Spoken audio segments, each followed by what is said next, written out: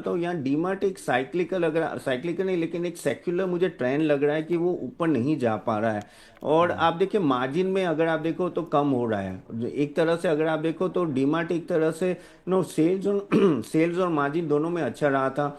और उसकी revenue growth भी ओवरऑल पहले ठीक ठाक रहती थी, लेकिन अगर आप पीछे 3 साल से देखो तो डीमार्ट ने रिटर्न नहीं दिया है, क्योंकि वो जो ई कॉमर्स से जो फाइट मिली है ना वो तगड़ी फाइट है, और अभी आप देखो वो और इंटेंसिफाई हो रहा है। और डीमार्ट रेडी जो, आई थिंक डीमार्ट रेडी नाम है, आई थिंक उनका जो ऑनलाइन जी। है वो इतना चल नहीं रहा है। तो यहाँ आगे जाके एक पूरा रुख और कहते हैं ना ई कॉमर्स की तरफ जा रहा है, फास्ट डिलीवरी की तरफ जाए, तब डीमार्ट को बहुत कंपटीशन है।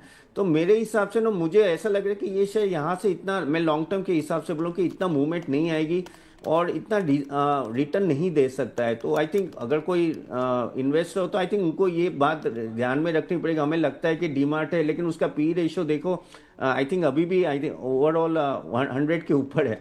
So hmm. दैट इज और no at this level if you have that slow revenue growth और प्रॉफिट ग्रोथ, तो उससे कोई फायदा नहीं है। I think that is I know, अगर किसी को मूव करना है तो यहाँ से मूव करके आई थिंक ये इटर्नल और स्विगी बेटर ऑप्शन दिख रहे हैं मुझे।